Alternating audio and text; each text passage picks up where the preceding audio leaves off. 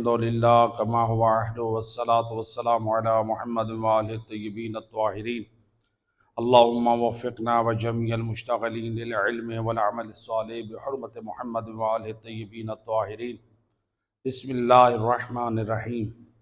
درس قرآن بسلسلہ انس قرآن اور فہم قرآن، توفیق خداوند متعال سے یہ درس جاری ہے، اور آج جو سورت ہمارا موضوع قرار پائی تھی وہ سورت ہے سورہ محمد، یعنی آج جو سورت جس کا آغاز ہو رہا ہے سورت محمد صلی اللہ علیہ وآلہ وسلم، اللہم صلی علی محمد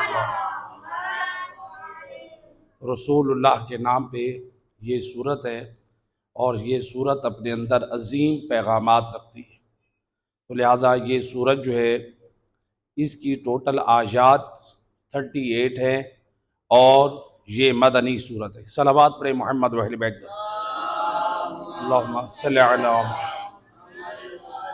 یہ مدنی صورت ہے اور اس کی آیات 38 ہے، اور اس صورت کی فضیلت اور شان کے بارے میں حضرت محمد مصطفیٰ صلی اللہ علیہ وسلم آپ فرماتے ہیں من قرأ سورۃ محمد کان حقا علی اللہ ان یسقیہ من انہار الجنہ، جو شخص اس سورۃ محمد صلی اللہ علیہ وآلہ وسلم کی تلاوت کرتا ہے تو اللہ پر اس کا حق ہو جاتا ہے کہ اللہ اس کو جنت کی نہروں میں سے جو ہے اسے پانی پلائے، جنت کی نہروں میں سے جو اسے پانی سے سیراب کرے۔ تو آپ دیکھیں، یعنی رسول اعظم صلی اللہ علیہ وآلہ وسلم کے اسم مبارک کی یہ برکت ہے، آپ کے اسم مبارک کی برکت سے آپ کے نام والی سورت کی تلاوت سبب بنتی ہے خدا کی اجر پانے، یعنی اگر رسول اللہ کے نام پر سورت کی تلاوت کرے تو پروردگار جنت کی نہروں میں سے کسی نہر سے سیراب کرتا ہے، اور اگر کوئی شخص جو ہے اس سورت پر عمل کر لے تو پھر پروردگار کتنا عطا کرے گا، اور اگر کوئی شخص رسول اللہ کے دین پر عمل کر لے تو پروردگار کتنا راضی ہوگا۔ یعنی یہ صورتیں ہمیں پیغام دے رہی ہیں، صرف ان صورتوں کو ہم اس لیے اپنی زندگی میں نہ رکھیں کہ ان صورتوں کے پڑھنے کی یہ فضیلت ہے، اس کا ثواب ہے، اس کا روحانی فائدہ ہے، اس کا یہ یقیناً جو روایات میں فوائد ذکر کیے گئے فوائد ہیں، اس میں برکت کوئی شک نہیں، لیکن اصلی ہدف اور مقصد جو صورتوں کا اور قرآن کا ہے وہ ہے ھدی للناس، لوگوں کی ہدایت کا، ھدی للمتقین، متقیوں کی ہدایت مقصد، جو اصلی ہدف اور مقصد ہے قرآن کا صورتوں کا وہ ہے ہدایت ہے، تو لہذا اصلی ہدف اور مقصد کو ہم سامنے رکھیں۔ تو لہذا میں بارہا آیات کی اور صورتوں کے شروع میں جو فضائل بیان کرنے میں ایک نقطہ بیان کرتا ہوں کہ دیکھیں، آپ ڈاکٹر کے پاس گئے، اس نے آپ کو اچھی سی میڈیسن لکھ کر دی، آپ نے 1 دن 2 دن اسے استعمال کیا تو آپ کو اچھا فاقہ ہوا، اور آپ ہر ایک میں بیٹھ کے اس میڈیسن کی تعریف کرتے ہیں، بڑی کمال کی میڈیسن ہے، بڑی اس کے اندر جو ہے مثلا شفا ہے، بڑی اس کے اندر جو ہے وہ اس کے استعمال سے میرے اندر بہتری آئی، تو اس کا مطلب ہے وہ میڈیسن جو استعمال کی ہے، یا صرف میڈیسن استعمال کی ہے یا ڈاکٹر نے جو پرہیز بتایا تھا وہ بھی ساتھ عمل کیا تھا، میڈیسن کے ساتھ ساتھ پرہیز بھی کیا تھا تو تب وہ دوائی نے اپنا اثر دکھایا۔ لیکن ڈاکٹر نے کہا ہے کہ فلاں فلاں چیز سے پرہیز کرنا ہے، ہم نے پرہیز کیا نہیں اور صرف میڈیسن استعمال کرتے رہے، اور حالانکہ اسی مرض میں اور شخص ہے، اس کو افاقہ نہیں ہو رہا، وہی دوائی استعمال کر رہے لیکن وہ پرہیز نہیں کر رہا، اب وہ ڈاکٹر کو غلط کہہ رہا ہے، یہ تو دوائی بکواس ہے، یہ دوائی کام کی نہیں ہے، ایسے جھوٹے قصیدے اس کے پڑے گئے تھے کہ وہ اچھی دوائی لکھ کر دیتا ہے، مجھے خاک آرام آیا، تو قصور نہ ڈاکٹر کا ہے نہ دوائی کا ہے، بلکہ قصور اپنا ہے، دوائی کے ساتھ ساتھ پرہیز نہیں کیا۔ یہ صورتیں بھی ہماری زندگی میں خیرات برکتیں رکھتی ہے، شرط یہ ہے کہ جب ہم حرام کاموں سے اجتناب اور پرہیز کریں، ان کاموں سے اجتناب کریں جس سے اللہ نے روکا ہے۔ اللہم صلی علی۔ اب اس صورت کی کتنے عظیم پیغامات ہیں، آج صرف 5 آیات کا ترجمہ اور پیغام، اور انشاءاللہ اس کی 38 آیات ہیں۔ تو یعنی یہ صورت ہمارے لیے باعث برکت تو ہوگی، یقیناً باعث برکت ہے، لیکن ہمیں ان چیزوں سے اجتناب کرنا ہے جو اللہ خود اس صورت میں ہمارے لیے پرہیز بتا رہا ہے۔ تمہاری زندگی میں کون سی چیزیں فائدہ مند ہیں جو آخرت میں تجھے فائدہ دیں گی؟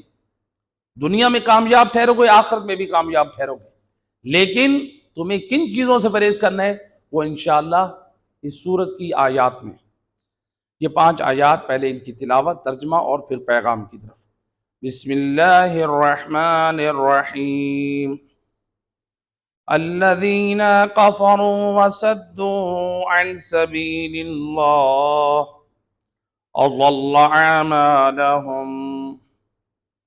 پروردگار پہلی آیت میں فرما رہا ہے، جنہوں نے کفر اختیار کیا اور اللہ کی راہ میں رکاوٹ بنے، اللہ نے ان کے اعمال کو رائے گاں کر دیا، ان کے اعمال حبط کر دیا، کوئی ان کو فائدہ نہیں۔ جن لوگوں نے کیا کیا؟ کفر اختیار کیا، دوسرا کام کیا کیا؟ اللہ کے راستے میں رکاوٹ بنے۔ بڑا عظیم پیغام ہے ہم سب کے لیے۔ دوسری آیت، والذین آمنوا وعملوا الصالحات وآمنوا بما نزل على محمد وهو الحق من ربهم كفر عنهم سیئاتهم وأصلح بالهم۔ اور جو لوگ ایمان لائے اور اعمال صالح بجا لائے اور جو کچھ حضرت محمد صلی اللہ علیہ وآلہ وسلم پر نازل ہوا اس پر بھی ایمان لے آئے، اور ان کے رب کی طرف سے یہی حق ہے، یعنی حق بھی یہی ہے جو رسول اللہ پہ نازل ہوا، تو اللہ نے ان کے گناہ معاف کر دیے اور ان کی حالت کی اصلاح فرما دی۔ یعنی 3 چیزیں جن کے اندر ہیں، نمبر 1 ایمان لے آئے، نمبر 2 اعمال صالح بجا لائے، نمبر 3 جو رسول اللہ پر نازل ہوا اللہ کی طرف سے حق ہے اس پر بھی ایمان لے آئے۔ اللہ فرماتے ہیں ان لوگوں کے گناہ معاف بھی کر دیے اور ان کی اصلاح بھی کر دی۔ آیت نمبر 3، ذَلِكَ بِأَنَّ الَّذِينَ كَفَرُوا اتَّبَعُوا الْبَاطِلَ وَأَنَّ الَّذِينَ آمَنُوا اتَّبَعُوا الْحَقَّ مِن رَّبِّهِمْ كَذَلِكَ يَضْرِبُ اللَّهُ لِلنَّاسِ أَمْثَالَهُمْ۔ اللہ فرما رہا ہے یہ اس لیے ہے کہ کافروں نے باطل کی پیروی کی۔ جو کافر ہیں وہ کس کی پیروی کرتے ہیں؟ باطل کی۔ اور جو ایمان لائے انہوں نے اپنے رب کی طرف سے حق کی پیروی کی۔ اللہ اسی طرح لوگوں کے اوصاف بیان کرتا ہے، یعنی اللہ اپنا فیصلہ سنا رہا ہے۔ کافر باطل کی پیروی کرنے والے ہیں اور ایمان والے حق کی پیروی کرنے والے ہیں جو اللہ کی طرف سے ہے۔ آیت نمبر 4، فَإِذَا لَقِيتُمُ الَّذِينَ كَفَرُوا فَيَضْرِبَ الرِّقَابَ حَتَّى أَثْخَنْتُمُوهُمْ فَشَدُّوا الْوَثَاقَ وَإِمَّا مَنًّا بَعْدُ وَإِمَّا فِدَاءً حَتَّى تَضَعَ الْحَرْبُ أَوْزَارَهَا ذَلِكَ وَلَوْ يَشَاءُ لَانتَصَرَ مِنْهُمْ وَلَكِنْ لِيَبْلُوَ بَعْضَكُمْ بِبَعْضٍ وَالَّذِينَ قُتِلُوا فِي سَبِيلِ اللَّهِ وَلَن يُضِلَّ أَعْمَالَهُمْ۔ آیت نمبر 4 کا یہ ترجمہ ہے کہ جب تم کفار سے ملو، یعنی تمہارا آمنا سامنا کفار سے ہو، کہاں ہو؟ یعنی میدان جنگ میں، تو اللہ سبحانہ و تعالیٰ فرما رہا ہے جب تمہارا سامنا کفار سے ہو تو ان کی گردنیں اڑا دو، یہاں تک کہ جب تم خوب انہیں کچل دو، یعنی انہیں مار دو، تو تب قیدیوں کو مضبوطی سے باندھ لو، یعنی جنگ ختم ہونے پہ جو قیدی ہیں ان کو مضبوطی سے باندھ لو تاکہ وہ بھاگ نہ جائیں۔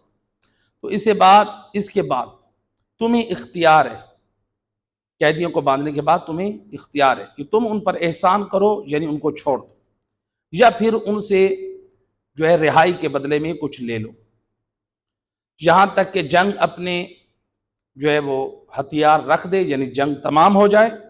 یہ حکم اس طرح ہے، اگر خدا چاہتا تو خود ان سے انتقام لیتا، یعنی اللہ چاہے تو وہ کافروں کو بھی ہلاک کر سکتا ہے، لیکن تم لوگوں کو بعض سے آزمانا چاہتا ہے۔ اللہ نے جو جہاد تم پہ فرض کیا ہے وہ آزمانا چاہتا ہے کہ تم میں کون ہے جو اللہ کی خوشنودی کے لیے اس کی راہ میں قربانی دینے کے لیے تیار ہے۔ یہ زبان کے دعوے دار ہیں یا عمل بھی کچھ کرتے ہیں، اور جو لوگ اللہ کی راہ میں مارے گئے تو اللہ ان کی اعمال کو ہرگز ضائع نہیں کرے گا، یعنی شہداء کی عظمت کو بیان کیا جا رہا ہے۔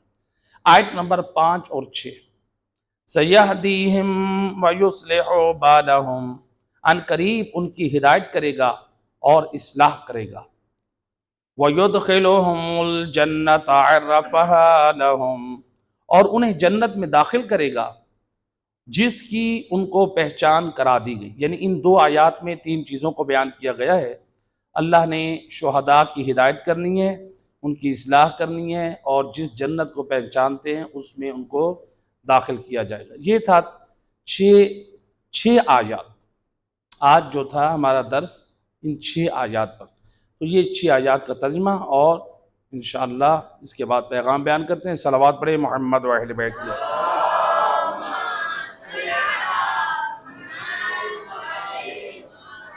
آیت نمبر 1 کا پیغام۔ قدیم عرب میں یہ زمانہ جاہلیت میں لوگوں کی یہ فکر تھی، کیا ہم اولاد ابراہیم اور اسماعیل ہیں، تو لہٰذا ہم جو ہے کامیاب ہیں۔ تو وہ کیا کرتے تھے؟ قدیم عرب زمانہ جاہلیت کے لوگ فخر کرتے تھے، ہم اولاد ابراہیم اور اسماعیل میں سے ہیں، تو لہٰذا ہمارا حق ہے۔ اس لیے متولی جو ہے وہ کعبے کے بھی مکہ کے لوگ رہے، تو متولی ہونے کے اعتبار سے بہت ساری یعنی کعبہ کی خدمت گزاری کے امور جو تھے وہ یہ انجام دیتے تھے۔ اور یہ لوگ جو تھے یعنی جو زمانہ جاہلیت میں خود کو تو کہتے تھے کہ ہم اولاد ابراہیم اور اسماعیل میں سے ہیں اور ہم حق پر ہیں، تو یہ حج بھی اعمال انجام دیتے تھے، حج کے اعمال انجام دیتے تھے، یہ نمازیں بھی پڑھتے تھے، یہ روزے بھی رکھتے تھے، حاجی بھی تھے، نمازی بھی تھے، روزے دار بھی تھے، اور کیا کرتے تھے؟ صدقہ و خیرات بھی دیتے تھے۔ یہ سارے کام کرتے تھے، سارے کام کرتے تھے، لیکن اللہ تعالیٰ نے کیا کہا ان کو؟ کافر، تاکہ یہ لوگ کون ہیں؟ یہ کافر ہیں، اور یہ لوگوں کو اللہ کے راستے سے روکتے ہیں، تو لہٰذا ان کی اعمال رائے گاہ ہیں۔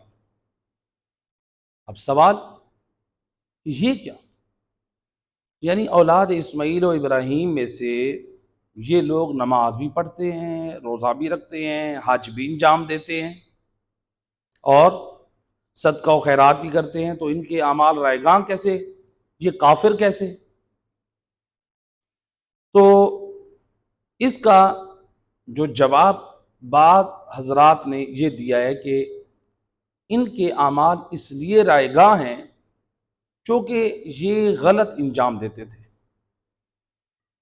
مثلا صدقہ و خیرات جو کرتے تھے وہ مشرکین پہ کرتے تھے، کفار پہ کرتے تھے۔ جیسے جنگ بدر میں 100 اونٹ نہر کیا گیا صدقے اور خیرات کے طور پہ کہ ہمیں مسلمانوں پہ فتح اور کامیابی ہو۔ ابو جاہل نے 10 جو ہے وہ اونٹ نہر کیے، سہیل بن عمر نے بھی 10 اونٹ نہر کیے، تو اسی طرح اور جو مشرکین تھے انہوں نے جو ہے وہ صدقہ اور خیرات کی نیت سے اونٹ خیرات صدقہ اور خیرات کی نیت سے انہوں نے ذبح کیے، نہر کیے، کہ ہمیں جو ہے وہ فتح اور کامیابی ہو، اور وہ تقسیم کیا گیا لوگوں میں، فوج میں، ان کے حقوق ادا کیے۔ تو اب یہ کس کو صدقہ اور خیرات کھلا رہے ہیں؟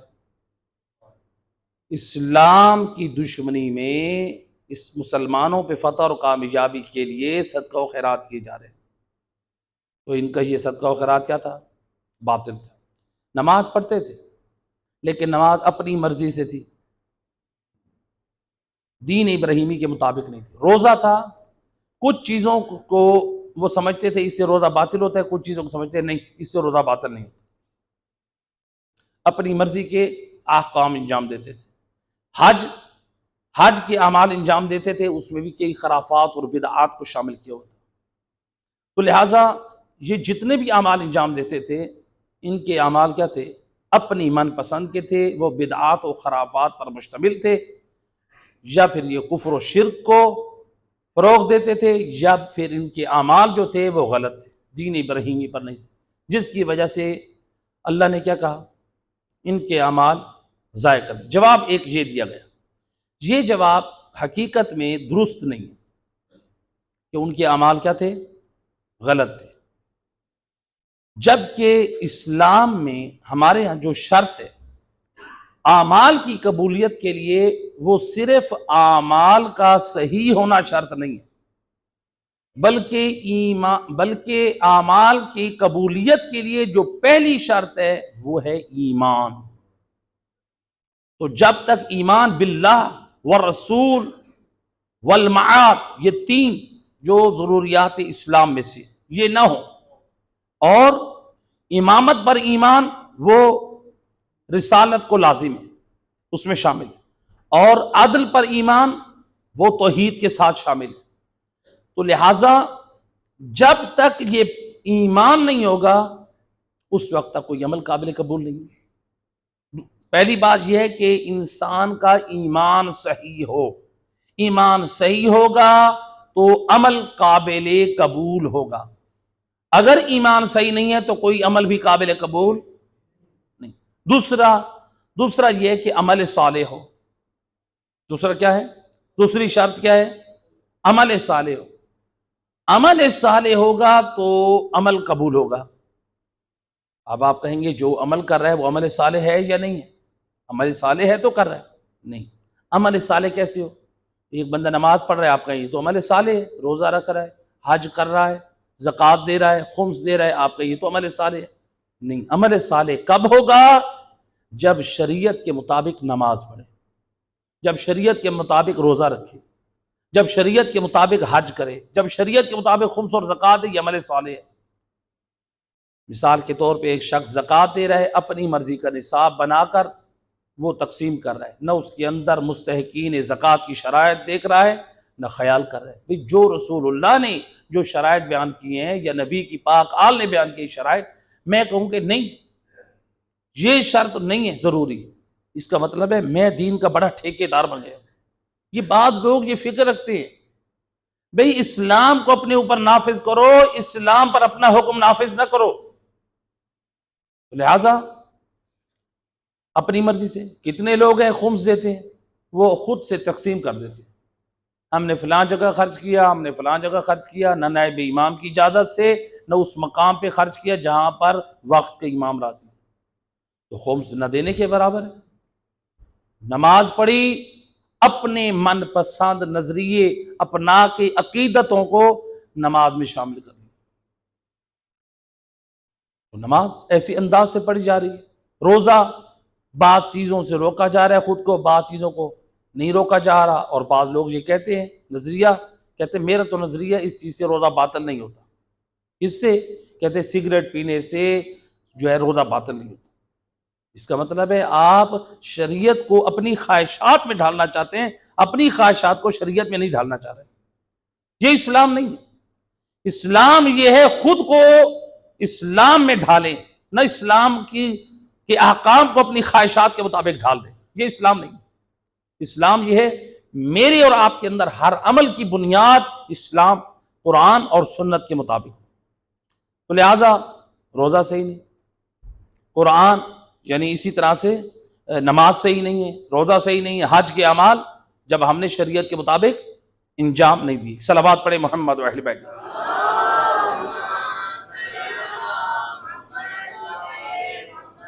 تو اب یہ عمل صالح ہوئے جب نماز میری مرضی سے، روزہ میری مرضی سے، حج میری مرضی سے، شریعت کے مطابق نہیں، کیا یہ عمل صالح ہوئے؟ یہ عمل صالح نہیں ہے۔ تو عمل صالح کب بنیں گے؟ جب شریعت کے مطابق نبی کی سیرت کے آئینے میں ہوں گے، یا امام کی سیرت کے آئینے میں، یا ان کی تعلیمات کے آئینے میں، یا قرآن کی تعلیمات کے آئینے میں کوئی عمل ہوگا، وہ عمل عمل صالح کہلاتا ہے۔ آپ لاکھ نمازی بنے، روزے دار بنے، حاجی بنے، عزادار بنے، زوار بنے، جو بھی بن جائیں، کوئی عمل قبول نہیں ہے جب تک اسلام اور دین کے آئینے میں میرا اور آپ کا عمل صحیح نہیں ہے۔ اللہم صلی علیہ۔ لہذا جب یعنی کیا ہے اعمال کی قبولیت کے لیے پہلی چیز ایمان شرط ہے، دوسری چیز عمل صالح جس کی وضاحت ہو گئی۔ تو یہ جب عمل صالح نہیں ہے تو اب عمل کیسے قبول ہو؟ تو اب وہ جو کفار و مشرکین اعمال کر رہے تھے، وہ صدقہ و خیرات بھی کر رہے تھے،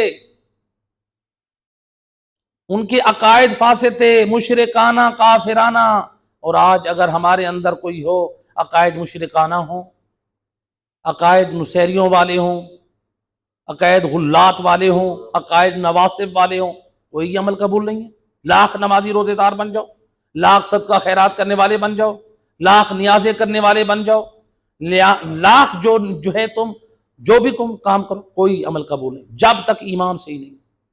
اور ایمان یہ نہیں ہے جو میں اپنے دماغ اور دل میں بات بٹھا لوں، میں کہوں کہ یہی ایمان ہے، نہیں۔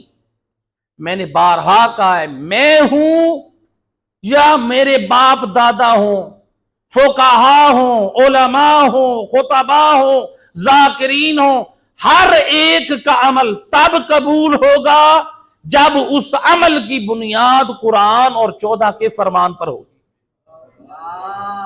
اللہم صلی علی محمد وعلی۔ جتنا بڑے بھی کوئی نام والا اور شان والا ہے، عمل کی قبولیت کے لیے جو معیار ہے وہ قرآن اور اہل بیت ہے۔ تو لہٰذا جب ہمارا عمل جو ہے نہ قرآن کے مطابق نہ 14 کے فرمان کے مطابق، ہم اپنے آپ کو کہتے رہے میرا ایمان صحیح ہے، اپنا اور ایمان قرآن پر پیش کرو، قرآن کے مطابق ہمارا عقیدہ توحید صحیح ہے، عقیدہ نبوت صحیح ہے، عقیدہ امامت صحیح ہے، قیامت پر ایمان رکھتے ہیں۔ تو لہٰذا بہت سارے ایمان ہم لوگوں نے خود بنا رکھے ہوتے ہیں دلوں میں، دل و دماغ میں، وہ ہمیں نہیں بخشوائیں گے۔ ایمان وہی بخشوائے گا جو قرآن اور 14 کے فرمان کے مطابق ہے، عمل وہی قبول ہوگا جو قرآن اور 14 کے فرمان کے مطابق ہے۔ تو لہٰذا جس کا ایمان نہ قرآن کے مطابق نہ 14 کے فرمان کے مطابق، جس کا عمل صالح عمل بھی نہ قرآن کے مطابق نہ 14 کے فرمان کے مطابق، بتائیں کیا اس کا کوئی عمل قبول ہوگا؟ اللہ تعالیٰ نے اس لیے تو کہا کہ کافروں کا عمل رائیگاں گیا ہے۔ کیوں گیا؟ اس لیے فقہی قاعدہ ہے، اذا فقد الشرط فقد المشروط، جب کوئی شرط فاقد ہو جائے تو پھر مشروط بھی فاقد۔ یعنی شرط کیا ہے کسی اعمال کے قبول ہونے کے لیے؟ ایمان، عمل صالح۔ جب ایمان نہیں ہے، عمل صالح نہیں ہے، تو پھر وہ عمل بھی قابل قبول نہیں ہوگا۔ صلوات پڑھ دیجئے محمد و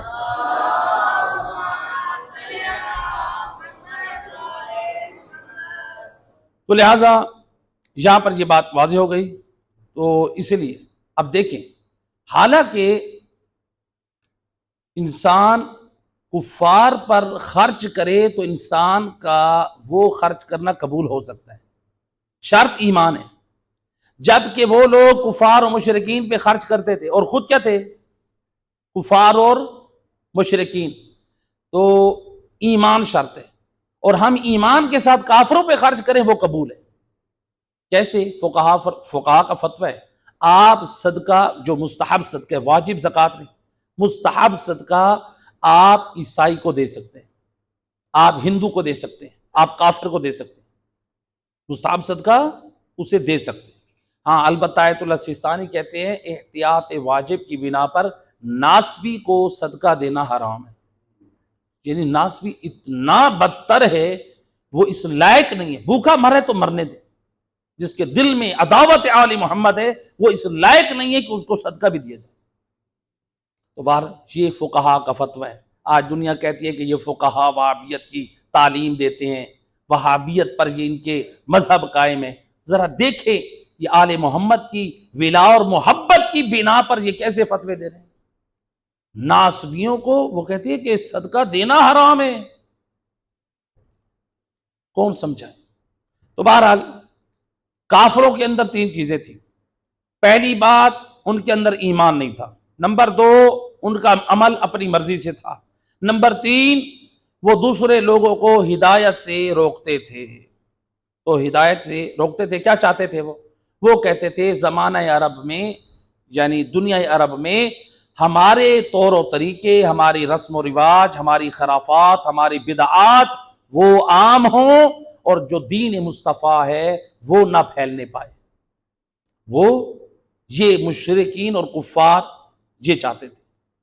اب اس آیت نے ہمیں کیا پیغام دیا؟ یہ تو تھا ان کا ذکر، اس کے آئینے میں، قرآن کے آئینے میں ہمیں پیغام جو ملنا تھا۔ ہمیں کیا پیغام ملا؟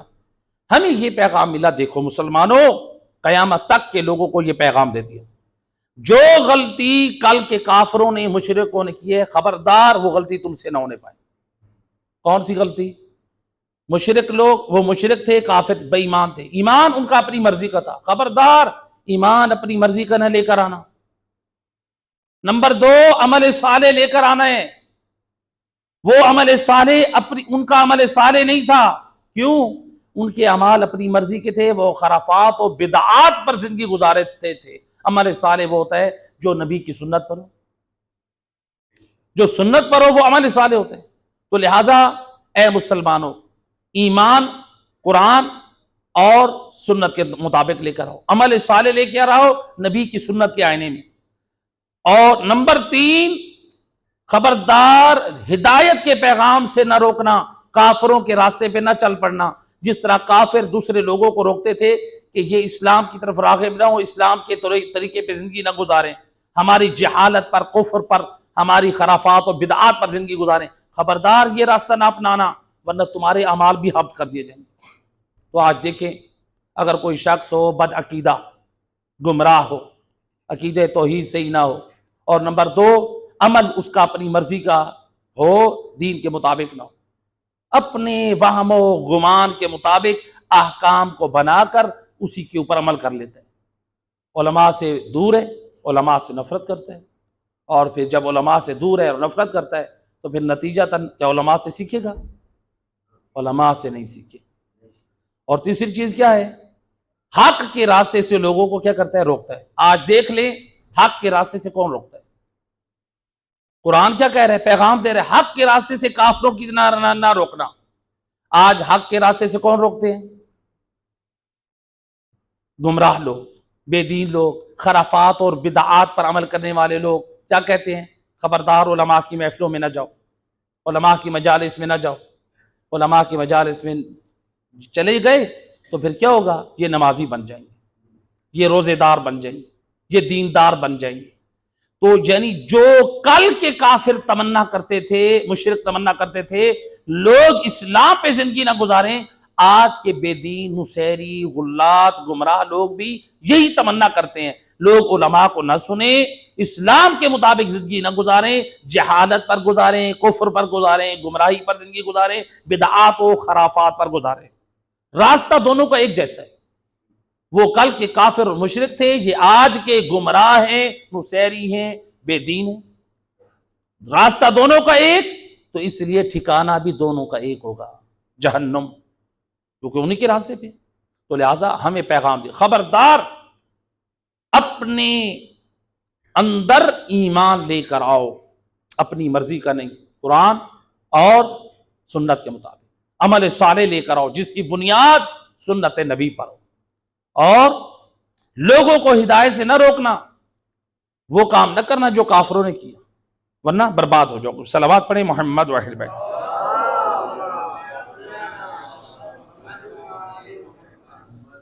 یہ تھا آیت نمبر 1 کا پیغام۔ آیت نمبر 2، اس آیت میں اللہ نے 3 چیزیں ذکر کی ہیں۔ اس آیت میں اللہ نے 3 چیزوں کا تقاضا کیا. نمبر 1 ایمان، نمبر 2 عمل صالح، نمبر 3 جو رسول اللہ پر نازل ہوا اللہ کی طرف سے حق ہے اس پر ایمان. یہ 3 چیز. اب یہاں پر سوال ہے، دیکھیں اس آیت میں کہا ہے کہ ایمان لے آؤ، عمل صالح بجا لاؤ، جو رسول اللہ پر حق کے ساتھ نازل ہوا اس پر بھی ایمان لے آؤ. تو جو ایمان ہے اللہ پر، رسول پر، قیامت پر، امامت پر، عدل پر، جو ایمان ہے، تو جب ہم رسول اللہ پر ایمان لائیں گے تو کیا یہ بات شامل نہیں ہے کہ رسول اللہ پر جو نازل ہوا اس پر بھی ایمان لے آئے؟ تو پھر اللہ تعالیٰ نے یہ علیحدہ کیوں کہا جو میرے رسول پر نازل ہوا اس پر بھی ایمان لے آؤ؟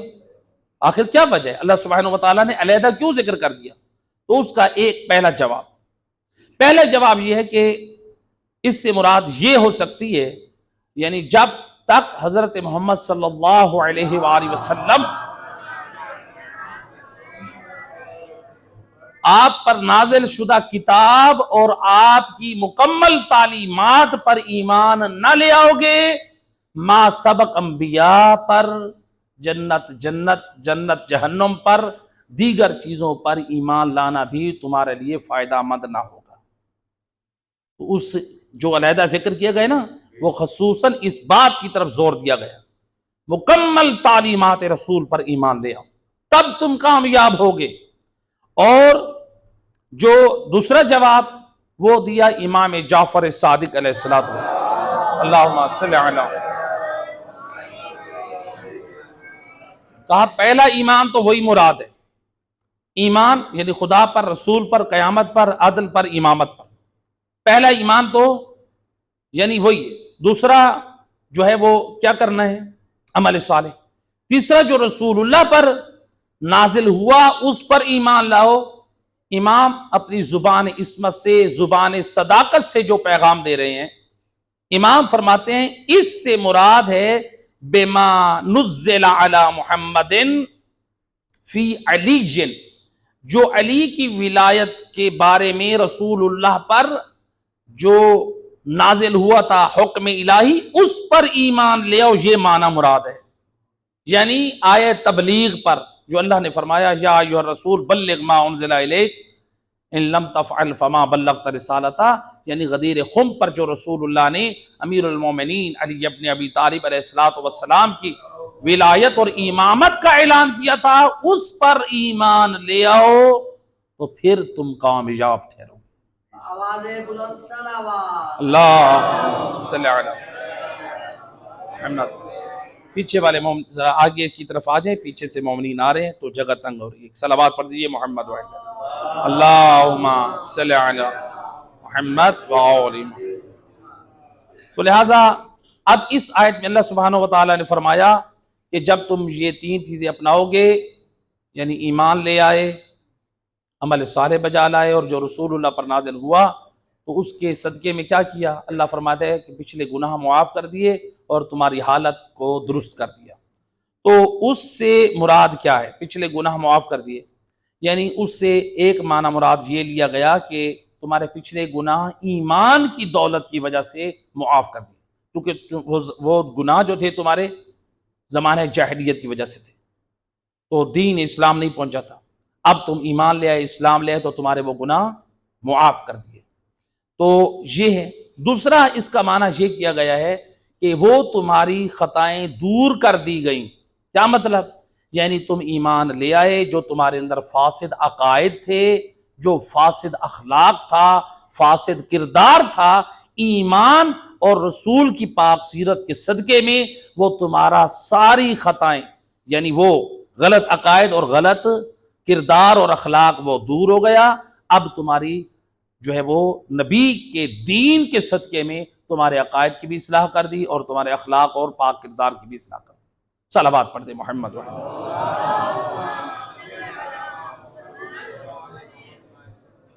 تو لہٰذا ان آیات نے جو ہے وہ ہمیں جو پیغام دیا ہے، ہمیں اس آیت نے ہمیں کیا پیغام دیا؟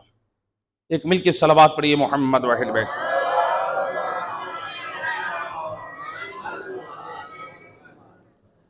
اس آیت نے ہمیں جو پیغام دیا ہے وہ یہ ہے کہ بار دیگر بآواز بلند صلوات اللہم صل۔ ہمیں پیغام کیا ملا؟ ہمیں یہ پیغام ملا، دیکھو اس آیت میں کیا کہا گیا تھا؟ 3 چیزیں: ایمان، عمل صالح جو رسول اللہ پر نازل ہوا اس پر ایمان لے۔ ہمیں یہ پیغام ملا تمہارے اعمال بھی تب قبول ہوں گے جب ایمان ہو، جو سابقہ پہلی آیت میں ہم نے بیان کیا، ایمان صحیح ہو قرآن اور سنت کے مطابق، اور عمل صالح ہو کس کے آئینے میں؟ سنت کے آئینے میں۔ اس لیے میں سوال کیا کرتا ہوں کہ دیکھیں ہر چیز کی کوئی نہ کوئی غرض اور غایت ہے، ایسے کہ نہیں؟ یہ اسپیکر ہے نا، اس کی غایت ہے آپ تک آواز پہنچے، یہ ممبر غایت ہے، اس کے اوپر بیٹھ کر وعظ و نصیحت، دین مصطفیٰ کے پیغامات دیے۔ ہمارے ارد گرد جتنی چیزیں ہیں ہر ایک کسی نہ کسی غرض اور غایت کے لیے، ایسے کہ نہیں؟ اللہ نے یہ جو 1,24,000 انبیاء بھیجے، کبھی فکر کیا اللہ نے یہ کیوں بھیجے؟ کیوں بھیجے؟ یہ جو 12 امام آئے یہ کیوں آئے؟ سوچا؟ انبیاء اور ائمہ ہدا کا ہماری زندگی میں ہونے کا فلسفہ کیا ہے؟ مقصد کیا ہے؟ فلسفہ اور مقصد یہ ہے ہمارا عمل ہماری مرضی کے مطابق نہ ہو، بلکہ اللہ نے ہمارے لیے پاک کردار کے آئینے بنائے۔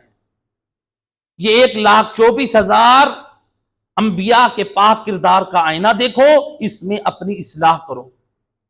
یہ 14 معصومین کے پاک کردار کا آئینہ دیکھو، اس میں اپنی اصلاح کرو۔ اس آئینے میں عقیدہ کیسا ہو، اس آئینے میں اخلاق کیسا ہے، مناجات الہی کا طریقہ کیا ہے، نماز کا انداز کیا ہے، صدقہ و خیرات کا طریقہ کیا ہے، یہ 14 کے پاک آئینے دیکھتے جاؤ، اپنی اصلاح کرتے جاؤ۔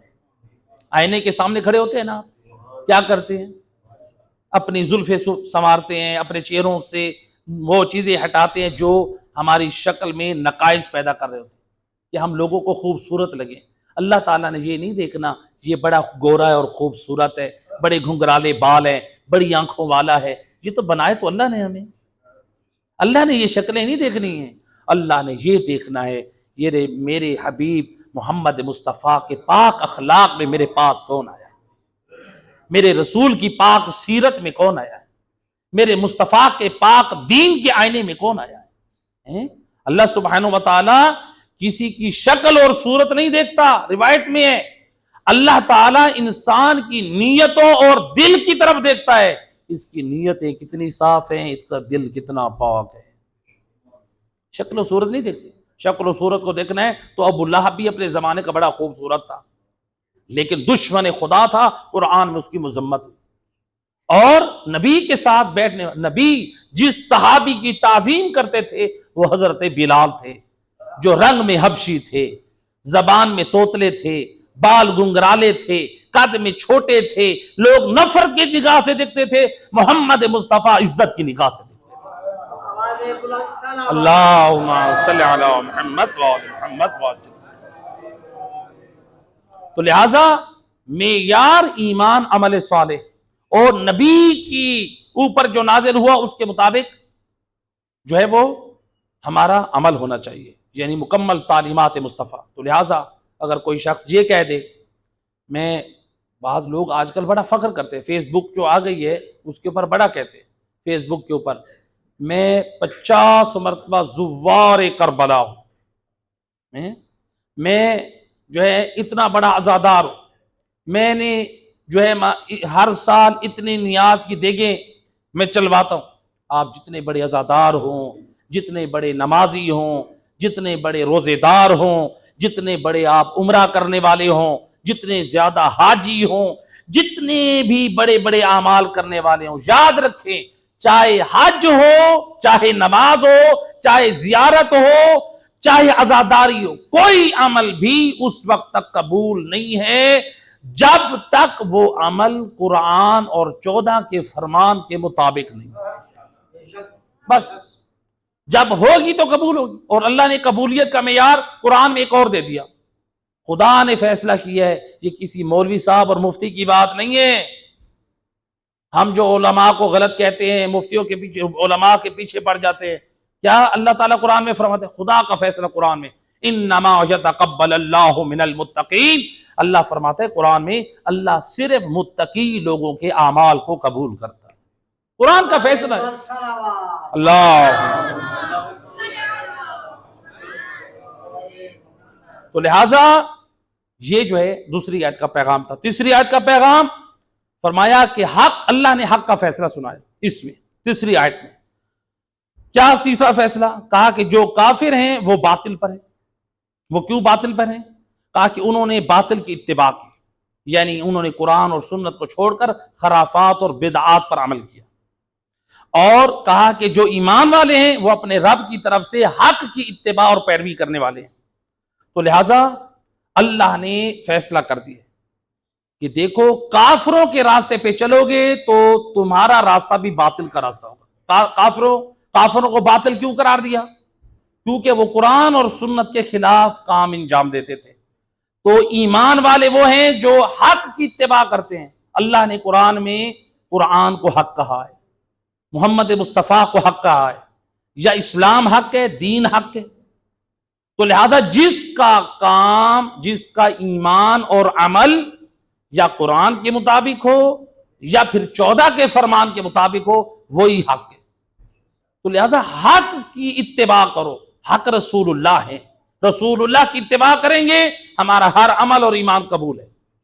ہم مولا علی کی اتباع کریں گے، مولا علی حق ہے، ادھر سے تو ہم رسول اللہ کی حدیث پہ نعرے بھی لگاتے ہیں اور خوش بھی ہوتے ہیں، الحق مع علی وعلی مع الحق، ایسے کہ نہیں؟ حتیٰ کہ حق تو اس قدر علی کے ساتھ ہے کہ رسول اللہ نے فرمایا اللہم ادر الحق حیث ما دور علی، اے میرا اللہ حق کو ادھر بھیج جہاں علی جائے۔ یعنی نبی اعظم صلی اللہ علیہ وآلہ وسلم نے یہ فیصلہ سنا دیا، علی کے وجود میں جو عمل نظر آئے وہ حق ہے، جو علی کو چھوڑ کر کسی اور کی اتباع اور پیروی کرے گا وہ باطل پر ہے۔ اب اپنی زندگی میں ذرا ملاحظہ کرو، غور کرو، میری اور آپ کی زندگی میں نماز کس کے طریقے پہ ہے، روزہ کس کے طریقے پہ ہے، حج کس کے طریقے میں ہے، خمس کس کے طریقے پہ ہے، اخلاق کس کے راستے پہ ہے، کس کے طور و طریقے پہ زندگی گزارے ہیں؟ ہم یہ کہیں کہ میرے امام مولا علی ہیں اور وہ حق کے امام ہیں، اور ہمارا اخلاق ہو شمر والا۔ ہم کہیں میرے امام مولا علی حق ہیں اور ہمارے اندر 4 پیسے آ گئے، ہم اپنے زمانے کے فرعون بن بیٹھے، ہم اپنے زمانے کے نمرود بن بیٹھے۔ کون تھا نمرود؟ اپنے مال اور جائیدادوں پہ، اپنے رتبے پہ ناز کرتے ہوئے کہتا تھا میرے پاس تو سب کچھ ہے، لوگ میرے محتاج ہیں، میں کسی کا محتاج نہیں۔ پھر دعویٰ کر دیا انا ربکم العالی، میں تم سب کا رب ہوں۔ اللہ نے پھر ایسا اسے پکڑا کہ تیرے پاس 4 پیسے آ گئے، تو اپنے مال پر اور جائیدادوں پہ ناز کر رہا ہے۔ خدا نے ایسا پکڑا، ایک مچھروں کا اللہ نے جھنڈ بھیجا، لشکر بھیجا۔ روایت میں ہے کہ ایک لنگڑا مچھر جس کا آدھا وجود جو ہے وہ مفلوج تھا، وہ ناک کے ذریعے داخل ہوا، دماغ کو کاٹنے لگا۔ اب یہ نمرود بے قرار اور بے چین، جو بھی اس کے دربار میں آتا، پہلے ایک چمڑے کا خاص جوتا بنا ہوا تھا، وہ پہلے اس کے سر پہ مارتا اور پھر اس کے دربار میں بیٹھتا۔ اللہ نے جب انتقام لینے پہ آتا ہے، اللہ یہ بتاتا ہے، بتا تو ربوبیت کا دعویٰ کرتا ہے، تو ایک مفلوج مچھر سے مقابلہ نہیں کر سکا۔ اللہ اکبر۔ لہذا ناز نہ کریں، مال آ جائے ناز نہ کریں، جائیدادیں آ جائے مال ناز نہ کریں۔ جس اللہ نے فقیر سے بادشاہ بنایا ہے وہ بادشاہ سے فقیر بھی بنا سکتا ہے۔ اللہ کا شکر ادا کریں، جو نعمتیں دے اس کا شکر ادا کرو۔ صلوات پڑھیں محمد وحید۔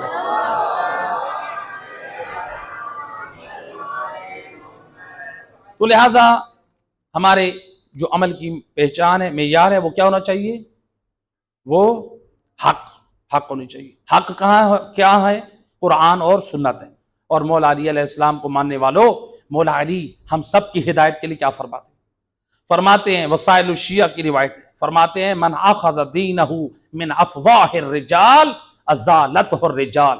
مولا علی فرماتے ہیں جو شخص اپنے دین کی امارت اس کے اوپر کھڑا کرے. کس کے اوپر؟ لوگوں کی باتوں پہ. لوگوں سے سنتا ہے، نہ وہ علم رکھتے ہیں قرآن کا نہ دین کا. اور آج کتنے لوگوں کو شوق ہو گیا ممبر پہ آنے کا. مولا علی یہی بتا رہے ہیں، خبردار ہو جاؤ. قیامت تک کے چاہنے والوں کو پیغام دے دیا، جو لوگوں کی زبان پر اپنے دین کی بنیاد رکھتا ہے، مولا علی فرماتے ہیں وہی لوگ اس کو دین سے خارج کر دیتے ہیں. کیونکہ لوگوں نے جو نظریہ پیش کیا ہے اس نظریے کی بنیاد نہ قرآن ہے نہ سنت ہے. تو پھر کس کے اوپر بنیاد رکھو؟ جو نظریہ آپ کو قرآن سنت کے مطابق دے، چاہے وہ عالم ہو، چاہے وہ خطیب ہو، چاہے واعظ ہو، چاہے ذاکر ہو.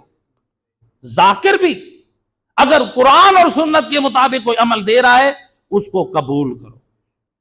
جو حق بیان کرے، جو حق کا پیغام دے وہ قبول کرو. اس لیے مولا علی اپنی زبان عصمت سے فرماتے ہیں وَمَنْ أَخَذَ دِينَهُ مِنَ الْكِتَابِ وَالسُّنَّةِ، جو شخص اپنا دین قرآن سے لے یا سنت سے لے، زَالَتِ الْجِبَالُ وَلَمْ يَزَلْ، پہاڑ اپنی جگہ چھوڑ سکتی ہے، مومن کا ایمان متزلزل نہیں ہو سکتا. اللہ یا صلوات پڑھ دے محمد و اہل بیت، اللہم صلی علی محمد و آل محمد وعجل فرجہ. تو لہٰذا تو یہ جو ہے ہمارے عمل کی بنیاد قرآن اور کس کے اوپر ہو؟ سنت کے اوپر ہو. تو یہ ہمیں اس بات کی طرف متوجہ کیا گیا. آیت نمبر 4 کا پیغام. آیت نمبر 4 میں کیا کہا گیا کہ جب مسلمان کافروں سے سامنا کرے تو کیا کریں؟ ان کے سر ختم کر دیں، ان کی گردنیں اڑا دیں. اب یہاں پر یعنی ہمیں جو حکم ملا ہے اس آیت میں کہ مسلمان کافروں سے جنگ کریں، ایسے کہ نہیں؟ یہاں پر ایک سوال ہوتا ہے کہ اسلام تو امن اور سلامتی کا دین ہے، تو پھر اسلام نے اس آیت مجیدہ میں، قرآن نے مسلمانوں سے جنگ اور ان کی گردنیں اڑا دینا، خون ریزی کا حکم کیوں دیا؟ ادھر سے آپ کہتے ہیں اسلام امن اور سلامتی کا دین ہے، ادھر سے قرآن کہہ رہا ہے کہ کافروں سے سامنا ہو تو پھر کیا کروں کی گردنیں؟ یہ بات دونوں آپس میں تضاد ہے کہ نہیں؟ ٹکرا رہی ہیں. تو اس کا جواب کیا ہے؟ تو اس کا ایک جواب یہ دیا جا سکتا ہے. دیکھیں اسلام جو ہے نا، اسلام اتنا امن اور سلامتی کا دین ہے، وہ کہتا ہے کہ تم لوگ کسی کے مذہب کو نہ چھیڑو، کسی کے مذہب کو نہ چھیڑو. ہمیں کسی کے مذہب کو چھیڑنے کا درس نہیں دیتا، بلکہ اللہ نے قرآن میں یہ کہا ہے اُدعُ اِلیٰ سبیل ربک بالحکمت والموعظۃ الحسنہ، آپ لوگوں کو دعوت دین دیں علم و حکمت اور واعظ و نصیحت کے ساتھ، اچھی واعظ و نصیحت کے ساتھ. تو اسلام ہمیں یہ حکم دے رہا ہے. لیکن قرآن کی یہ آیت کیا کہہ رہی ہے؟ کہہ رہی ہے کہ آپ جو ہے کافروں کی گردنیں اڑا دو. تو اسلام یہ حکم اس لیے دے رہا ہے کہ جب کافر اور مشرک لوگ تمہارے مقابلے میں آ جائیں تو پھر کسی قسم کی رعایت نہ کرنا، دفاعاً، تم اپنا دفاع کرتے ہوئے پھر ان کی گردنیں اڑا دو، کیونکہ تم نے نہیں چھیڑنا ان کو. پہلے اگر وہ تمہارے مقابلے میں آ جاتے ہیں تو پھر تم نے ان کو رعایت نہیں دینی، پھر جو ہے کفار سے جنگ کرو. اور دوسرا یہ ہے کہ دشمن یہ نہ سمجھے کہ مسلمان بزدل ہیں اور ہمارے اس دفاع نہ کرنے کی وجہ سے وہ اسلام اور مسلمانوں پہ حملہ آور ہو جائے اور مسلمانوں کو ختم کر دے، مسلمانوں کے مقدس مقامات کو ختم کرنے کے وہ درپے ہو جائے. تو لہٰذا شجاعت وہ بھی دکھانی. جب کافر اپنی بہادری کے جوہر دکھا رہے تو ہم مسلمان اپنی شجاعت کیوں نہ دکھائیں؟ تو لہٰذا یہ دکھانا چاہیے. تو لہٰذا اس لیے کہا کہ جب جنگ کا اختتام ہو تو قیدیوں کو مضبوطی سے باندھ لو، اور اگر احسان کرنا چاہو تو ان کو آزاد کر دو مصلحتاً، اور اگر چاہو تو کچھ لے کے جن ان کو یا قیدی بنا لو، احسان کرتے ان کو آزاد کر لو، یا پھر انہیں کچھ لے کر اس کے بدلے میں ان کو آزاد کر لو. تو اب یہاں پر جو ہے اب یہ بھی قرآن کا حکم کہ یا تو قیدیوں کو کیا کرو؟ آزاد کرو احسان کرتے ہو، یا کچھ لے کے آزاد کرو.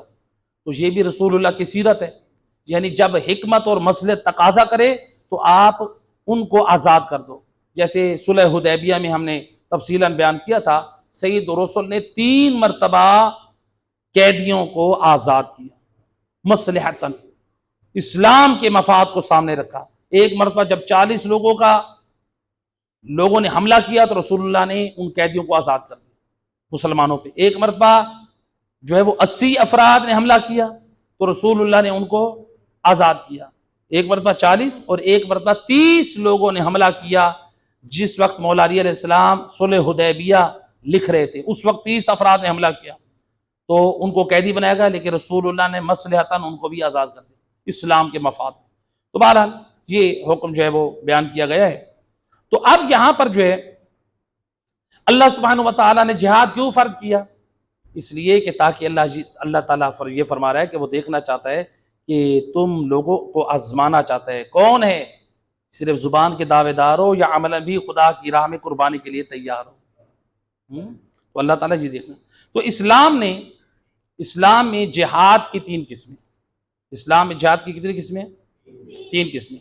پہلی قسم ہے کہ آزادی کے لیے، ابتدائی جہاد اس کو کہتے ہیں، آزادی، مسلمان اپنی آزادی کے لیے کہ وہ کیا کرے؟ جہاد کرے۔ یعنی جب دشمن جب کیا کرے؟ غلامی میں رکھے ہوئے ہوں تو اس وقت یعنی کفار اپنا غلام بنا کے رکھے ہوئے ہوں تو مسلمان جو اپنی آزادی کے لیے آواز بلند کر سکتے ہیں۔ تو لہذا یہ اور بات ہے کہ مثلا آج کتنے ممالک ہیں آزادی کا جشن مناتے ہیں لیکن کفار کی غلامی میں۔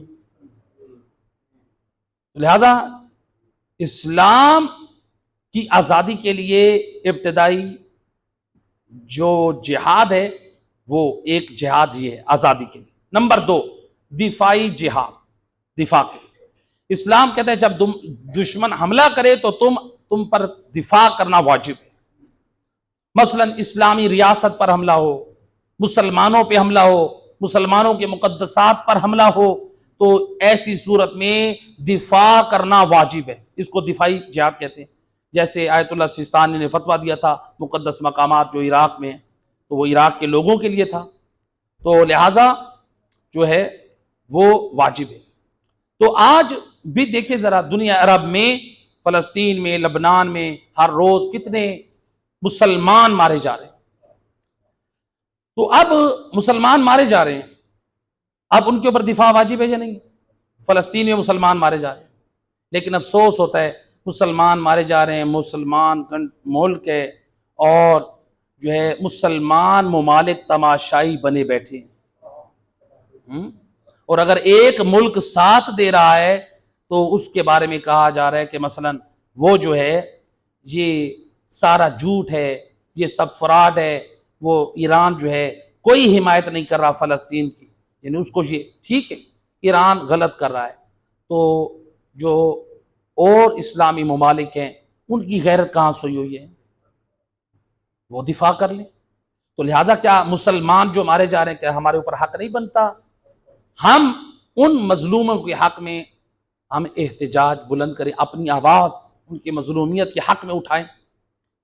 لہذا ان کی نصرت کے لیے آواز تو اٹھا سکتے ہیں۔ دوسری بات یہ ہے کہ کم سے کم اور کچھ نہیں کر سکتے، اگر احتجاجی ریکارڈ ہم قائم نہیں کر سکتے ان کے حق میں ہم ان کی فتح اور کامیابی کے لیے ان کی نصرت کے لیے دعا تو کر سکتے ہیں۔ تو لہٰذا جو امت مسلمہ ممالک ہیں اگر وہ مثلا اپنے ممالک کے مفاد میں خاموش رہنا پسند مناسب سمجھتے ہیں تو کیا ان کا یہ فرض نہیں بنتا کم از کم اتنا حق ادا کریں کہ وہ ثالث بن کر جنگ بندی کا کردار ادا کریں تاکہ مسلمانوں کی جانیں ضائع نہ ہوں؟ تو لہذا جو ہے یہ اسلامی ممالک کی ایک ذمہ داری ہے کہ وہ انوالو ہوں اور جنگ بندی کے لیے اپنا کردار ادا کریں کہ اسلام سے محبت اور اسلامی ریاست اور مسلمانوں سے محبت کا اظہار اپنے عمل سے کریں۔ تو لہذا اب دیکھیں لبنان کے جو ایک سید زادہ جو اولاد علی میں سے جو شیعہ تھا، عالم باعمل تھا، صاحب امامہ، اولاد رسول میں سے سید حسن نصر اللہ، کیا کیا تھا اس نے؟ فلسطین شیعوں کا گڑھ نہیں ہے، فلسطین مسلمانوں کا گڑھ ہے۔ جو میری ریسرچ جو نیٹ کے اوپر میں نے دیکھی ہے، اس میں 1% بھی شیعہ نہیں ہے تعداد کے اعتبار سے، 1% بھی نہیں۔ تو بہرحال یعنی اتنے پیالے میں ایک قطرہ پانی کہہ دیں آپ، اتنی مقدار میں، تو مسلمانوں کا ملک ہے، مسلمان ہیں، مسلمانوں کے دفاع اور مسلمانوں کی حفاظت اور سلامتی میں تاریخ میں یہ لکھا جائے گا، ایک علی کا بیٹا شیعہ سیہ زادہ صاحب امامہ مسلمانوں کے دفاع میں شہید ہو گیا۔ اللہم صلی علی۔ تو وہ مارا گیا، لیکن مقام افسوس، کیا مقام افسوس؟ آپ کے اسی محلے میں ایک مومن نے جب کچھ افراد سے یہ کہا، سید حسن نصر اللہ کے درجات کی بلندی کے لیے 2 پروگرام ہوئے اسی محلے میں، 2 مساجد میں 2 مرتبہ، تو آپ لوگوں نے اس میں شرکت نہیں کی، تو آپ لوگوں کو کیا اتنا بھی نہیں ہے کہ آپ ایک شہید کے درجات کی بلندی کے لیے سارے اختلافات بھلا کے آپ آ جائیں، اتحاد عملاً اپنا یہ پیغام اور درس دیں؟ کتنا افسوس، خدا گواہ ہے، جب یہ میں نے بات سنی ہے نا، دل خون کے آنسو ہوتا ہے۔ کیا جواب ملا اس مومن کو؟ کہا کہ کیا حسن نصر اللہ شیعہ تھا؟ انا للہ و انا الیہ راجعون۔ اس قدر تعصب ہے، علماء سے بغض اور عداوت ہے، اس قدر علماء سے دوری ہے، کس قدر نادان اور جاہل ہیں وہ لوگ جن کو یہ بھی پتہ نہیں ہے کہ سید حسن نصر اللہ اولاد علی سید زادہ آل علی آل نبی میں سے، آل بطول میں سے، جو مسلمانوں کا دفاع میں مارا گیا، مظلوم مارا گیا، اور اتنی آواز بلند کرنے والا جس کے لیے مسلمانوں نے بھی احتجاج قائم کیا، اور یہ علماء سے دور لوگ، بے دین اور گمراہ لوگ کہیں کہ کیا وہ شیعہ تھا؟ یہ علماء سے عداوت ہے، یہ دین سے دوری ہے، یہ جہالت اور گمراہی کا نتیجہ ہے کہ ان کو یہ بھی پتہ نہیں ہے۔ یعنی کوئی 1400 سال پہلے کی بات نہیں ہے کہ میڈیا کا زمانہ نہیں تھا اور کسی کو پتہ ہی نہیں تھا، اب تو میڈیا کا دور ہے، ہر گھر میں موبائل استعمال کرتے ہیں، اور بیٹھ کے موسیقی اور گانے، بے حیائی اور بے غیرتی کے سارے ویڈیو کلپ دینے کے لیے لوگوں کو معلوم ہوتا ہے سید حسن نصر اللہ کے بارے میں پتہ ہی نہیں ہے وہ شیعہ یا کون ہے وہ۔ میں کہتا ہوں اس بنیاد پہ بھی احتجاج نہیں ہونا چاہیے کہ کوئی وہ فلاں شیعہ تھا، نہیں، بلکہ سید حسن نصر اللہ اگر وہ اہل سنت بھی ہوتے، ہمارے اوپر یہ فرض تھا ایک مسلمان جو مسلمانوں کے مظلومیت کے دفاع میں مارا گیا، ہم اس کے حق میں بھی آواز کو بلند کریں۔ اللہم صلی علی محمد۔ تو لہٰذا اس لیے مولا علی علیہ السلام کے ماننے والوں، آؤ مولا علی علیہ السلام کیا پیغام دیتے ہیں۔ امام فرماتے ہیں اپنی آخری وصیت میں، امام حسن اور امام حسین علیہ السلام کو فرماتے ہیں کونا للظالم خصما وللمظلوم عونا، اے حسن و حسین بیٹا، ظالم سے نفرت کرنا اور مظلوم کے مددگار بن جانا، ظالم کے مخالف بن جانا، کوئی بھی ہو، چاہے تمہارا اپنا بھی کیوں نہ ہو، ظالم کے مخالف رہنا اور مظلوم کے مددگار بن جانا۔ امام نے یہ نہیں کہا ہے مظلوم شیعہ ہو، مظلوم سنی ہو، بلکہ مولا علی نے پاک سیرت میں بتایا مظلوم کافر بھی ہو تو کافر کے بھی مددگار بن جاؤ۔ مولا علی کی پاک سیرت کو اپناؤ، کہاں جا رہے ہو مولا علی کو چھوڑ کے؟ اور ایک سید زادہ سید حسن نصر اللہ مسلمانوں کے دفاع میں مارا گیا، اور ہم یہ کہیں کہ کیا سید حسن نصر اللہ جو ہے وہ شیعہ تھا؟ یہ علماء سے دوری نہیں ہے تو اور کیا ہے؟ اس قدر جہالت ہے۔ صلوات پڑھے محمد واحد میں۔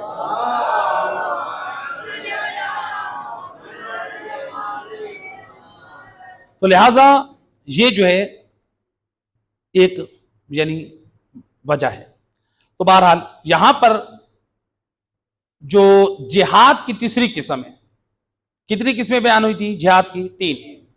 پہلی آزادی کے لیے، نمبر 2 دفاع کے لیے، نمبر 3 جہاد جو ہے وہ کیا جائے گا فتنہ فساد، شرک اور بت پرستی کو ختم کرنے کے لیے۔ تو لہٰذا یہ بھی جہاد، حضرت ابراہیم کی سیرت ہمارے سامنے، بت پرستی اور شرک اور کفر کے خلاف کیسے جہاد کیا۔ تو ایسا نہیں ہے آپ تلوار لے کر باہر آئے۔ رسول اللہ نے کیا کیا تھا؟ آپ جاتے تھے مشرکین کی بستیوں میں، پیغام توحید پڑھ کر سناتے تھے، ایھا الناس قولوا لا الہ الا اللہ، اے مسلمانوں اللہ واحد کی توحید کے اقرار کرو، کامیاب ہو جاؤ۔ کم از کم ہم یہ تو کر سکتے ہیں اس دور میں منبر سے لوگوں میں بیٹھیں، توحید کا پرچار کریں، صحیح ایمان کو بیان کریں، لیکن کتنے افسوس کے مقام پر امام حسین ابن علی نے توحید کے دفاع میں دین خدا کی بقا کے لیے قربانی دی۔ امام حسین علیہ السلام کے ذکر میں نام پر، امام کے نام پہ جو ہے وہ شرک اور کفر اور غلو اور عصیریت کی ترویج کی جا رہی ہے۔ لہٰذا کیا ہم نے اپنی مجالس اور محافل میں علماء، واعظین کو، خطباء کو کبھی کہا آپ ذرا شرک کی اقسام بیان کرو، توحید کا پیغام دو؟ ہمیں اور موضوع بڑے پسند ہیں، توحید کا موضوع پسند نہیں۔ اور مولا علی علیہ السلام کی نہج البلاغہ پڑھو تو جتنی مولا علی نے توحید کا ذکر کیا ہے اتنا کسی اور چیز کا ذکر ہی نہیں کیا۔ یعنی امام ہو امام الموحدین اور ماننے والا ہو وہ اپنے زمانے کا فاسد العقیدہ بے دین، عقیدہ غلط ہو یاد رکھیں لاکھ اس کی قضا نمازیں پڑھ کے بھیجو، حج بھیجو، زیارتیں بھیجو، اعمال صالح بھیجو، عقیدہ غلط ہے، مشرکوں والا ہے، اس بندے کی بخشش نہیں ہے۔ پیچھے نمازیں پڑھ کر بھیجو گے صحیح عقیدے والے کی، نمازیں پہنچ جائیں گی، روزہ پہنچ جائے گا، نیکیاں پہنچ جائیں گی۔ کسی کی طرف سے عقیدہ صحیح بنا کر کہو یا اللہ یہ ہمارا باپ دادا یہ مشرک اور مسحری اور بے دین مرا تھا، یہ صحیح دین ہم اصالہ ثواب کریں، یہ قبول فرما، اللہ نے یہ قبول نہیں کرنا۔ عقیدہ خود لے کر جانا ہے، اعمال پیچھے سے بھیجے جا سکتے ہیں، لہذا اپنے اعمال کو صحیح کریں۔ آیت نمبر 5 میں اور 6 میں اللہ نے ہمیں ان آیات میں جو 2 آیات میں 3 پیغام دیے۔ کیا پیغام دیے؟ کہ جو لوگ اللہ کی راہ میں مارے جانے والے ہیں ان کے لیے اللہ نے بشارت دی ہے 3۔ نمبر 1 یہ اللہ کی راہ، اللہ ان کی رہنمائی کرتا ہے۔ کیا مطلب؟ یعنی یہ اپنی منزل مقصود تک پہنچتے ہیں، یعنی جنت تک ان کے لیے راستہ ہموار ہوتا ہے۔ نمبر 2 ان کے حالات کی اللہ اصلاح کرتا ہے، یعنی ان کی ہر قسم کی جو خامیاں ہیں اللہ ان خامیوں سے ان کو پاک کرتا ہے۔ نمبر 3 ان کی جانی پہچانی جنت میں اللہ تعالیٰ ان کو داخل کرتا ہے۔ تو لہٰذا ہم سب کو بھی یہی پیغام دیا ان آیات نے کہ جس اسلام کے دفاع میں مسلمان مارے گئے اس اسلام کے دفاع کرنے والوں کے مشن کو ہم اپنی زندگی میں لاگو رکھیں۔ وہ اسلام کا دفاع کرتے تھے کہ اسلام کو نافذ کیا جائے، اسلام کی حفاظت کی جائے۔ اب ہم یہ دیکھیں ہمارے اندر کتنا اسلام ہے، کیا ہمارے اندر اسلام ہے؟ انہوں نے اپنی جانیں قربان کر دی، ہم اپنی خواہش قربان نہیں کرتے اور ہم کہتے ہیں ہم تو مسلمان ہیں، ہم اپنے آپ کو مومن کہتے ہیں، مسلمان کہتے ہیں۔ ہمارا اسلام دیکھنا ہو تو ذرا بازاروں میں دیکھو ہم کیسے مسلمانوں کے ساتھ، یعنی وہ مسلمان جن کی اللہ نے قرآن میں اتنی عظمت بیان کی وہ جانیں قربان کر رہے ہیں، اور ہم کیا کر رہے ہیں؟ ہم مسلمانوں کو نقصان دے رہے ہیں، مسلمانوں کے بازار میں چیزوں میں ملاوٹ کر رہے ہیں۔ یہ مسلمانوں کو نقصان دے رہے ہیں یا فائدہ پہنچا رہے ہیں؟ کہاں گئی شہادت کا جذبہ؟ جو ملاوٹ کر رہے ہیں مومن کو نقصان دے رہے ہیں، ناپ تول میں کمی کر رہے ہیں، 2 نمبری کر رہے ہیں، حرام خوری میں لگے ہوئے ہیں۔ لہذا اسلام کے احکام تو ہمارے اندر ہے نہیں، ہم اپنے آپ کو مسلمان کہتے، کردار ہمارا پاک نہیں ہے، سیرت ہماری پاک نہیں ہے، اخلاق ہمارا اچھا نہیں ہے، ہم کہتے ہیں ہم تو مسلمان ہیں۔ اور رسول اللہ نے کیا فرمایا؟ المسلم من سالم المسلمون من یدہ و لسانہ، مسلمان وہ ہے جس کی زبان اور ہاتھ سے دوسرے مسلمان محفوظ ہوں۔ ہم مسلمانوں کو ملاوٹ والی چیزیں دیں، ناپ تول میں کمی کر کے دیں، 2 نمبری کریں، جھوٹ کر بولیں، فراڈ کریں، ان کو نقصان پہنچائیں، کہاں کے مسلمان ہیں؟ یہ جو اللہ نے جنت میں جانے کی بشارت دی ہے نا، یہ ان مسلمانوں کو جنہوں نے اسلام کا دفاع کیا۔ ہم کیا کر رہے ہیں؟ لہذا پروردگار سے دعا کریم اللہ ہمارے وطن عزیز پاکستان اور تمام اسلامی ریاستوں اور امت مسلمہ کی حفاظت فرما۔ اے کریم مہربان